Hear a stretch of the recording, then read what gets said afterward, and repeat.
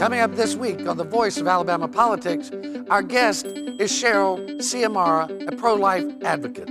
Also, the V-Team will take a look at the continuing saga that's the Barry Moore case. And this week, Speaker of the House Mike Hubbard had his reputation carpet bombed.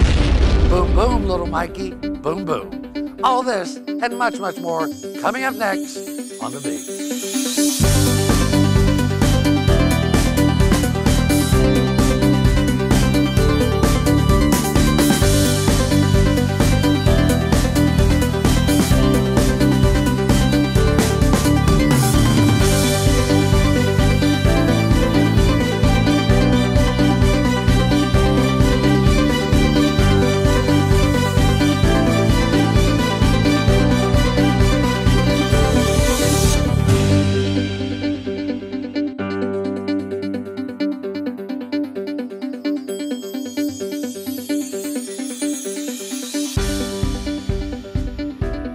Welcome to The Voice of Alabama Politics, where we tackle the tough issues so you have the hard facts.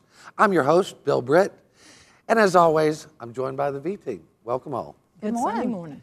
It is a great morning, a lot going on politically. This past week, Judge Myron Thompson ruled against the state and sided with Planned Parenthood.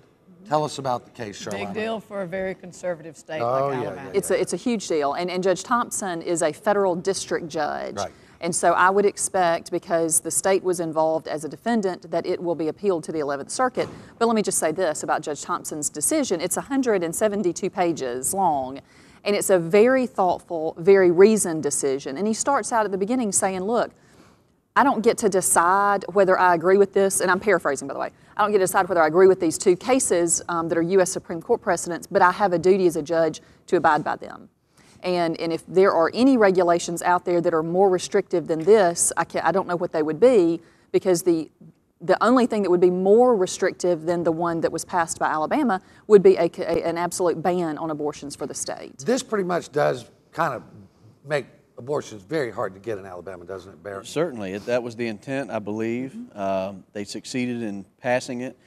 There was some pushback while it was going through the legislative process about trying to make it more constitutional, because many people envisioned exactly what happened. It's not a surprise that a liberal Democrat district court judge would side with the liberal Democrat position on keeping abortion available. Yeah, because heaven forbid a judge should actually follow established precedent, right, Barron? Before we get on to precedent, I will remind you that at one time it was Supreme Court precedent that slaves must be returned to their owners. Precedent sometimes needs to go by the wayside. I think Roe has outlived its scientific time. We're in new times. We've got better technology. It's time to put that era behind us. Claire, what's your thoughts on that? Well, I mean, you know, as I mentioned before we got going on this, Alabama is a very, very conservative state, okay? As we look through the years and things, that our whole moral decay of society is decaying, okay, right before our eyes. This is just another example. But I will say, to Sherlana's point, during the legislative process, because I'm involved in that and up there all the time, many of us knew that it was unconstitutional. Many of us knew that there would be a lawsuit filed and that this would probably happen. Now, what's going to be interesting? I'm not siding with either one, but you know, when you know in the legislative process, whether it's immigration, abortion, or whatever the case may be, don't go past things that are unconstitutional, then the state's got to defend and cause But that's more what Barron money. says, is that you absolutely, because the only way to undo precedent is with a legal challenge. That's correct. And I think, and our guest will talk about this at some point, I suppose, is that there was a decision by a panel of the Fifth Circuit upholding the very law that was struck down as unconstitutional by our district court. So if you have the 11th Circuit affirming Judge Thompson, which I think they should, based on the things that I read and the parts of the case that I watched, then you'll have a split between the Fifth Circuit and the 11th Circuit, and that's the sort of case that the U.S. Supreme Court would look at. And if it goes to the Supreme Court, that's when you could see them take and that's when you would see the battle royale, right. Correct. But as, yes, we passed it knowing it was unconstitutional. To me, there are ways to pass things that are constitutional, and then you sort of incrementally get to that point so that you at least have some of these stopgap measures in place if your new law is overturned. They didn't do that. They went for the whole enchilada at once, and now they got nothing. Well, and we have a habit of doing that, unfortunately. That's my point. We do. Our legislature, unfortunately, has a habit of doing that. Because we try to pander to the base.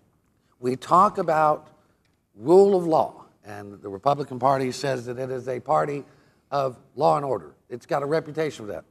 However, we got an internal memo last week saying that the ALGOP chairmen, several of them, many of them, in the local districts did not file the proper paperwork for their candidates. So what happens now? Well, it goes to the Secretary of State has said that it is unlawful to file beyond the deadline, to certify these people after the deadline. The deadline was a week or two ago at noon, and the next day is when the memo came out saying, oh my gosh, we can't get past the fact that this is Bill Armistead dropping the ball. He's too busy worried about the Democratic National Committee. He's too worried about Obama. He's too worried about Al Sharpton, and he's not focusing on the nuts and bolts of getting Republicans elected in office in Alabama. He's a failure at that. It says many. Okay, So, the real deal is, okay, everybody knows, not hiding, I'm on the Republican Executive Committee. I've always been a Republican. The real truth is, from my understanding, there's only 2 counties. Okay? why did she say many? Well, many, I don't know why they chose the word many. I wasn't writing the memo. But the point being is, as a Republican, they dropped the ball. And should we try to break the rules and get our candidates on the ballot? And I think the answer is no. We made a mistake. They didn't file on time. The party didn't follow up with the county chairman. So the bottom line is these people cannot go on the ballot. Even though I'm Republican, I don't think they should be allowed to be on the ballot. Well, it was interesting. Barron, you got it right. It was the deadline was noon. And even in the memo, they said they missed the 5 o'clock deadline. So, I mean, it just seems like they're in disarray. Well, and the problem is when you get it to the Secretary of State's position, the Secretary of State has to be fair across the board. Right. And so what's sauce for the goose is sauce for the gander. If you wouldn't want Democrats being qualified after the deadline, then you can't qualify Republicans after the deadline. And I'd be a little bit upset if I were one of the local county candidates at this point. Well, I still want to know what she meant by many, but they won't return my phone calls. Something else that's going on in the courts, Barry Moore has filed a lot of motions, but one of them was going to the Criminal Court of Appeals. And that was the appeal of the denial of the dismissal, because Barry Moore had moved the court to dismiss the indictment in its entirety. Right. The court refused, and they appealed it to the Court of Criminal Appeals. And I understand, based on something you told me, Bill, that it looks like the Supreme Court is now going to take it, and that's a very unusual step. It's not unusual for the Supreme Court to get a case and say, look, we're going to deflect to a lower court, either the civil appeals or the criminal appeals. It is unusual for the Supreme Court to reach down and pull up a case and say, we know that this is going to be highly controversial. We know that regardless of which party wins or loses, there will be a direct appeal. And so we're going to go ahead and take it and not waste any more judicial resources on the interim appeal step. So why do you think, I mean, it is unusual. Why do you think they've done this? Because I think that the case is extremely controversial. It's very high profile, and they know that regardless of which way the court rules, the Court of Criminal Appeals would rule, it's going to be an automatic appeal by whichever side. Well, but the bottom line is not wasting judicial resources. Mr. Moore, Representative Moore, is basically getting his lawyer to play games and trying to do everything he can to deflect going to court. I believe it's this September, correct? Yeah, that's yes, it. And if you're a criminal defendant one day, Claire, I'll be more than happy to Well, file as many motions to deflect it and keep it out as long as you want. I'm a law-abiding citizen, okay? We're going to have to leave it right there with Claire on the hot seat. I'll give you my card after we're done. We're watching The V, the voice of Alabama politics. We'll be right back.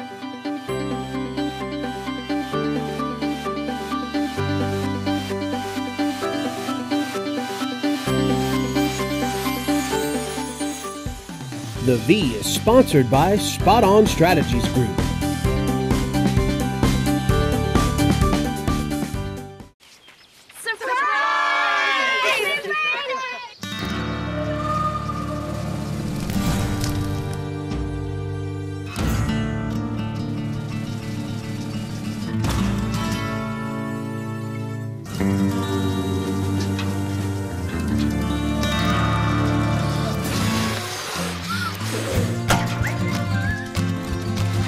Preventing wildfires. That's all Smokey wants for his 70th birthday. I teach. I touch the future. I am AEA. I keep the school clean every day for your children. I am AEA. Congratulations on your scholarship. I help children make choices for college and careers. I am AEA. We are AEA.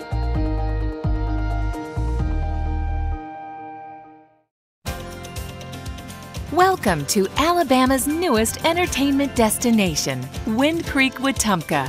The perfect escape for date night, a getaway with your friends, or a relaxing poolside cocktail. Whether it's a day trip to enjoy the best steak in Alabama or a romantic weekend, the finest Southern hospitality is just a short drive away. Wind Creek, Wetumpka. Find your winning moment.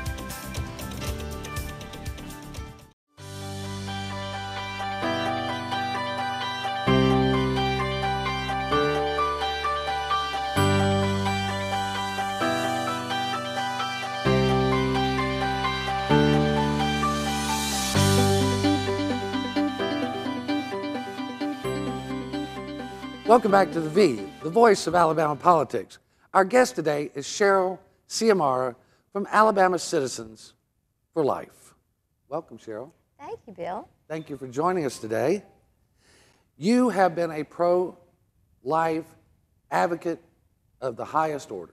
We have spent time together in the State House over the years watching you advocate on the part of the unborn. Recently, a ruling came down from Judge Myron Thompson saying that the Alabama law that was just passed is unconstitutional or illegal. What's your answer to that? Well, I believe it was an unjust ruling. He ruled that there was an undue burden placed on on women or facilities for having the requirement of hospital admitting privileges. There's been a history in Alabama from early as the 1990s. Dr. Judith Yaley here in Montgomery reporting as an emergency room doctor having to clean up these weekend abortion complications that would come in. They would not know. See, people think abortion is one word, that it's one procedure. Like surgery is one word. It could mean different parts of the body and different procedures can be used, different anesthesia administered, different medications. And without that continuity of care, that carryover, so that someone taking care of the problem would know what was done, it affects the health and safety of a woman. There was a long history in Alabama of women having complications.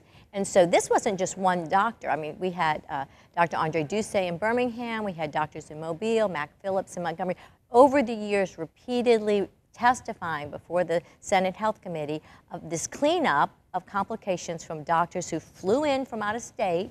Maybe they've lost their license in a number of states, maybe they have numerous litigation from complications damaging women, yet they're coming here to perform abortions in Alabama. And that Women's Health and Safety Act had several provisions, the facility provision and the webcam preventing someone other than a physician through a computer performing an abortion, and this hospital admitting privilege portion. And we believe that once it's appealed, it will be upheld. The hospital admitting privileges has been a big issue. How did that come about? I mean, there was an incident that brought that about, didn't it? Well, there's a series of incidents. In 2008, there was a 36-page violation report from Planned Parenthood. You can find it on the Alabama Department of Health website, repeatedly not following health and safety rules. And then in 2009, there was like a 56-page violation report. Lila Rose, Live Action, went undercover in Birmingham and showed them not following the procedures. And so what happened in 2010, they actually were on suspension, like a violation, suspended license for a period of time. But in January 22nd of 2012, there was serious error at a clinic, a facility there in Birmingham, where 3 women were overdosed with anesthesia and rushed to the emergency room. And because so many patients at one time were having problems, the ambulances could not get the girls in and out quickly of the facility. There was no gurney access because of the old house that had been converted. And the fire and safety standards were not what you would think a medical, surgical, even same-day surgery center would have. It was amazing to me to learn that a nurse filled the syringes with the anesthesia incorrectly, and that was administered to 3 women, and they became very seriously ill. Right, and you know, but people who pray outside these facilities and many religious groups who offer assistance to women, trying to help them make better decisions for themselves and their babies, you know, they see ambulances come and go on a routine basis. I mean, that seems like a lot in one day, but it has happened. Women have died from abortion. Women have been seriously injured from abortion in Alabama over the course of decades. But it seemed to be getting worse, and I think the legislature felt they finally had to address this issue, with that being such a national news and having it happen, you know, in Birmingham, that it was time to address some of these safety issues and hold their feet to the fire, so to speak, to provide quality care. Why shouldn't, I mean, what's the pushback to having a facility that you can get a gurney in, that has the normal medical equipment that you would need, and having a licensed doctor who has admitting privileges in the state? I mean, what's wrong with that? Well, I couldn't agree with you more, Bill, that even people who are pro-choice would be in favor of it being done in a safe facility with safe, well-trained people. However, the abortion industry is unlike any other medical procedure. It is strictly a for-profit, monetary basis thing. They do not have repeat business as much as other people, and they just want to make that buck. So the cheapest they can do it, they will. And these doctors who fly in from out of state, you know, are often less expensive. It was during the trial, June Ayers said that she had never attempted to recruit a local doctor. Whereas Huntsville and Tuscaloosa do have physicians who have local hospital admitting privileges. So I think it boils down to a quality of care, a standard of care. Do we want women to be able to have that follow-up care when there is a complication with someone who knows the specifics and can talk to the emergency room doctor, one doctor to one doctor? That would be the highest quality of care. You said pro-life people and even pro-choice people would want that. Mm-hmm. But again, it's a profit issue, really? I mean, that's what this is about, making money? I mean, how many abortions are there in Alabama a year? Well, there's only about 10,000 a year annually now. 10,000 is a lot, though, isn't it? Well, if we hadn't opted out of the abortion funding in Obamacare, it would have cost the state $5 million a year to pay for those abortions. So it takes a certain volume of abortions to be able to keep a facility open. How much does an abortion cost in Alabama? It varies. I hate to say this, but based on the length of the foot. They measure the fetus, and so it can be as little as $350 for a chemical or a pill type abortion. Right. The average is probably $450 to $500, and then once you get over 12 weeks, they can go up to $1,500 and $2,000 for the later term abortions. We got about 30 seconds here. What do you think is going to happen when it goes to the 11th Circuit? Do you think they'll rule in favor? I believe if we have a 3-judge panel, they will do like Texas did, and they will uphold this law as constitutional. Well, thank you for joining us, and good luck with your work. Our guest today has been Cheryl Ciamarra with Alabama Citizens for Life. You're watching The V. We'll be right back.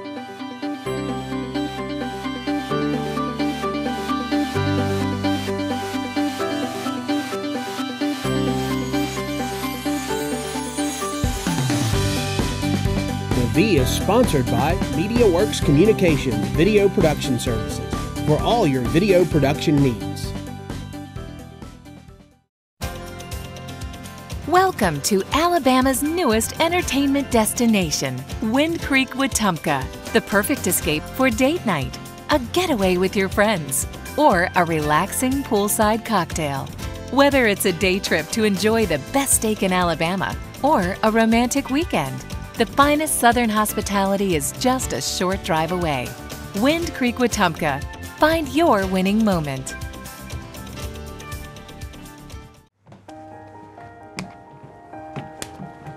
I make sure to get your kids to school and home safe every day. I am AEA. I make sure your child receives a healthy meal each day. I am AEA. Thank you, AEA, for protecting our public schools and our futures. We are AEA. Hey everybody! Heart disease affects 1 in every 3 women in America, but you can fight back. There's no time to lose. Mothers, sisters, daughters, families, and friends, it's time to shout louder, stand stronger, and demand change. Let's go! To the Batmobile! Dang it. To the invisible jet. Dang it. Together, we can put an end to heart disease. It's time to go red for women. I could use your help. Learn more from the American Heart Association at www.goredforwomen.org.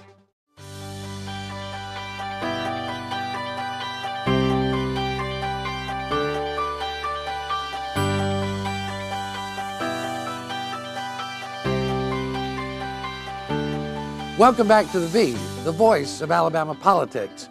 Welcome, Jack. Good Thanks, to have Bill. you. It's good to be here Glad again. to see you this Sunday morning, Isn't Jackson. it nice, clarity? The color looks nice. Thanks. 3 more payments. I thought I was in an episode I of know, Candy you did. Shack a little earlier today. I tell you.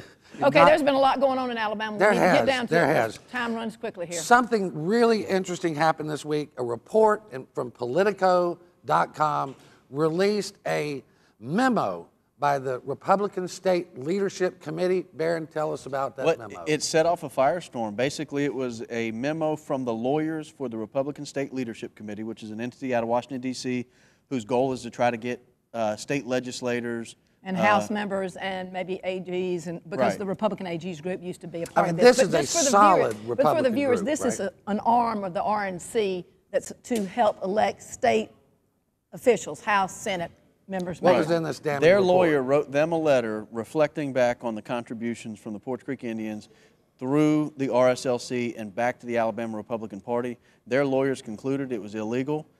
It would be a bad political firestorm if it ever came to light.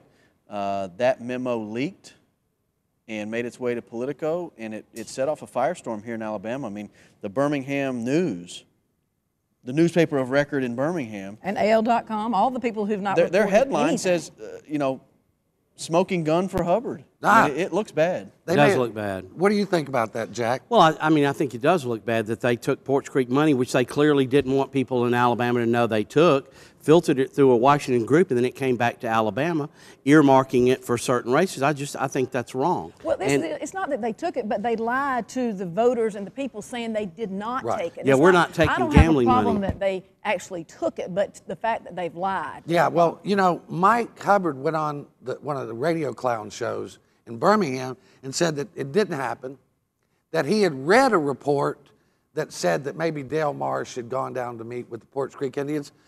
Oh, wait a minute, I wrote that. Yeah. I'm glad to know the speaker reads me. It's pretty good, huh?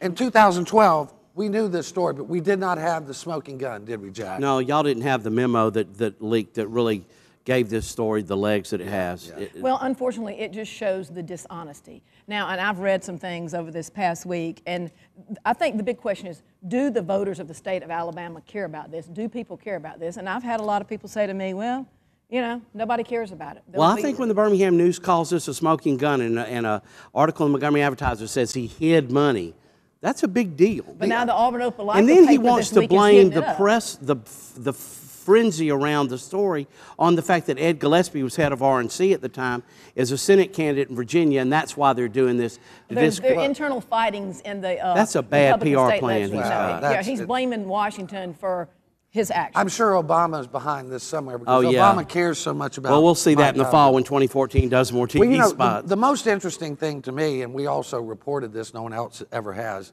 is that Citizens for Better Alabama, which was a group that was fighting the lottery here, actually received money from the RSLC, which is really even against their charter. I mean, and they asked the question, why did they get that money? Well, if you go back and read the article, that money, according to Eric Johnson, who leads that organization, was given to them by Bob Riley, and he told me personally that he said, we would get a call from the governor's office. They would say, hey, Bob Riley's office, we got $250,000 we're sending to you, and Mike Hubbard will send you a bill, send that money to Mike.